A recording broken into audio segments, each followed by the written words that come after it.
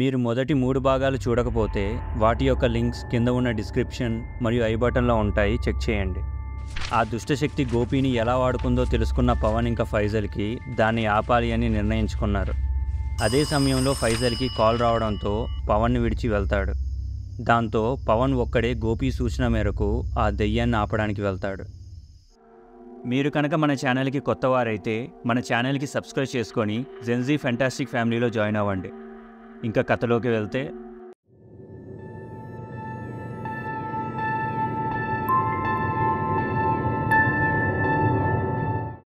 పవన్ అక్కడికి వెళ్ళేసరికి చీకటవుతుంది. ఇంతలో గోపి ఇచ్చిన అడ్రస్కి చేరుకుంటాడు. అక్కడ మొత్తం అడవి. ఆ అడవి మధ్యలో ఒక చిన్న ఇల్లు ఉంటుంది. గోపి చెప్పింది అదే ఇల్లు అని తెలుసుకొని ఆ ఇంటికి వెళ్తాడు. కానీ ఆ ఇంట్లో పవన్కి ఏమీ కనిపించదు. అసలు అది నార్మల్ ఇల్లు లాగానే ఉంటుంది. ఎంత వెతికినా అది ఒక సాదాసీదా ఇల్లు. ఇంకా అక్కడ ఏ దుష్టశక్తి కానీ ఏ ఎనర్జీ ఉన్నట్టు కానీ పవన్కి అనిపించదు. పవన్ ఈ ఇంట్లో ఏమీ లేదు అని బయట వెతుకుదామని అనుకుంటాడు. అప్పుడే పవన్కి ఏదో వాయిస్ చిన్నగా వినిపిస్తుంది. వెంటనే అది ఎవరు అని తెలుసుకోవడానికి పవన్ తన పవర్స్ని యాక్టివేట్ చేస్తాడు. పవన్కి చిన్నప్పటి నుంచి కాన్సన్ట్రేట్ చేస్తే ఐస్ అండ్ ఇయర్స్ ఒక 10 టైమ్స్ పవర్ఫుల్గా కనిపిస్తాయి, వినిపిస్తాయి. అంటే మనిషికి కనిపించినవి వినిపించినవి పవన్కి కనిపిస్తాయి, వినిపిస్తాయి. కానీ ఎక్కువసేపు ఆ పవర్స్ని యూజ్ చేస్తే తను బలహీనంగా అయిపోతాడు. అప్పుడు తన ఐ పవర్ని యాక్టివేట్ చేశాక అక్కడ ఒక స్వామీజీ ఆత్మ శక్తి క్షీణిస్తూ కనిపిస్తుంది. ఆ ఆత్మని చూసిన పవన్, ఎవరు మీరు, ఏమైంది అని అడుగుతాడు. దానికి ఆ స్వామీజీ, ముందు నువ్వు ఈ ఇంటి నుంచి బయటికి పో, ఈ ఇంట్లో ఉండకు అని చెప్తాడు. దానికి పవన్, లేదు స్వామీజీ, ఈ ఇంట్లో ఏదో శక్తి ఉంది, దానివల్ల అక్కడ ఒక నిండు ఫ్యామిలీ సఫర్ అవుతుంది అని చెప్తాడు. అప్పుడు ఆ స్వామీజీ, అదంతా నీ అజ్ఞానం, ఇక్కడ నువ్వు చూసేది నిజం కాదు అని చెప్తాడు. దానికి పవన్కి ఏమీ అర్థం కాదు. అసలు మీరు ఏం మాట్లాడుతున్నారు అని అడుగుతాడు. అప్పుడు స్వామీజీ, నీకు మొత్తం వివరించే అంత టైం లేదు, నువ్వు త్వరగా ఇంటి నుంచి బయటికి వెళ్ళు.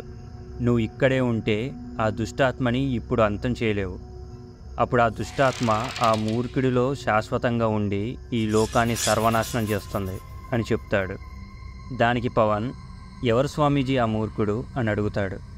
అప్పుడు స్వామీజీ, వాడి పేరు గోపి, ఎంత చెప్పినా వినకుండా ఈ ఇంట్లోకి వచ్చి ఆ దుష్టశక్తికి బలైపోయాడు అని చెప్తాడు. ఏంటి, చనిపోయాడా అని పవన్ అడుగుతాడు. నేను నిన్ననే తనతో మాట్లాడా అని చెప్తాడు. నీతో మాట్లాడింది, నిన్నిక్కడికి రప్పించేలా చేసింది అంతా ఆ మూర్ఖుడు గోపిలో ఉన్న దుష్టాత్మనే అని స్వామీజీ చెప్తాడు. అప్పుడే గోపి ఆ ఇంటి ముందుకు వచ్చి డోర్ దగ్గర నిల్చొని పవన్ని చూసి నవ్వుతాడు. వెంటనే పవన్, ఏంటి గోపి ఇదంతా, ఇక్కడ ఏం జరుగుతుంది అని అడుగుతాడు. అప్పుడు గోపి, నేను గోపి కాదురా, రంగడు, రుద్రమణి రంగడు అని చెప్తాడు. నాకు చావు నీ చేతిలోనే ఉంది, అందుకే ఇప్పుడు నేను నిన్ను ఆపడానికి ఈ ప్లేస్కి రప్పించడం కోసం ఉపాయం చేశా అని చెప్తాడు. వెంటనే పవన్ కోపంతో గోపి మీదకి వెళ్తాడు. కానీ గోపి ఇంటి బయట ఉంటాడు. పవన్ ఆ ఇంటి లోపల నుంచి బయటికి రాలేకపోతున్నాడు. అదంతా చూసి, ఇంకా 24 గంటల్లో నీకు నాకు సంబంధం తెగిపోతుంది అని గోపి లోపల ఉన్న రంగడు చెప్పి అక్కడి నుంచి వెళ్ళిపోతాడు. అప్పుడు పవన్ స్వామీజీ వైపు చూసి, ఇప్పుడు ఏం చేయాలి స్వామీజీ, అసలు రంగడు ఎవరు, నాకు వాడికి ఏం సంబంధం, అయినా వాడి అంతం నా చేతిలో ఉంది అంటున్నాడేంటి అని అడుగుతాడు. దానికి స్వామీజీ ఇలా చెప్తాడు, నీకు రంగడు గురించి తెలియాలి అంటే నీకు 35 సంవత్సరాల కింద జరిగిన ఒక కథ గురించి తెలియాలి. అది అరివేలపురం. ఇప్పుడు మనం ఉన్న ఈ ప్రదేశం ఆ ఊరి పొలిమేర. అప్పుడు చదువు అనేది కేవలం గొప్పింటి బిడ్డల ఇంట్లో మాత్రం ఉండే ఒక శక్తి.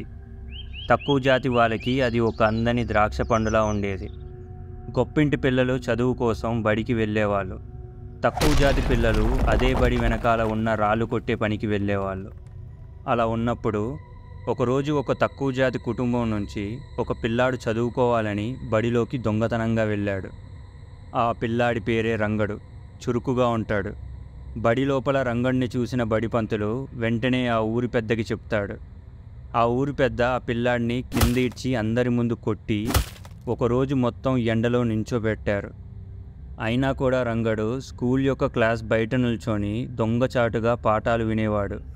అది గమనించిన ఊరి పెద్దలు రంగడు కుటుంబాన్ని ఊరు నుంచి బహిష్కరిస్తారు. అలా రంగడు ఇంకా వాళ్ళ కుటుంబం ఊరు బయటికి వస్తారు.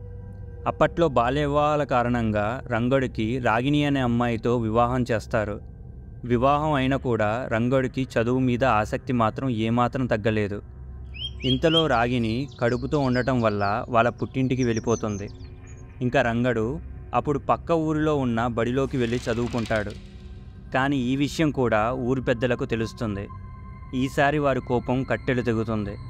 అలా ఒకరోజు రంగడు ఇంటి మీద దాడి చేసి రంగడు చూస్తుండగానే రంగడు తల్లిదండ్రులను చంపేసి కొండపై నుంచి వాళ్ళని అడవిలోకి విసిరేస్తారు. అదంతా చూసిన రంగడి కోపం కట్టెలు తెంచుకుంటుంది. కానీ ఏమీ చేయలేని పరిస్థితి. కానీ ఊరి పెద్దల కోపం అక్కడితో ఆగలేదు. రంగడిని కొట్టి చంపేస్తారు.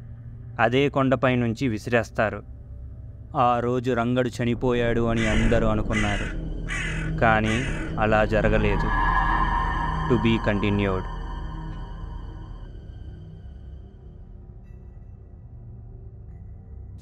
ఈ వీడియో మీకు నచ్చినట్లయితే ఈ వీడియోకి లైక్ చేసి షేర్ చేసి కామెంట్ చేయండి. ఇలాంటి మరిన్ని ఇంట్రెస్టింగ్ స్టోరీస్ కోసం మన జెన్జీ ఫెంటాస్టిక్ ఛానల్ని సబ్స్క్రైబ్ చేసుకోండి. Thank you.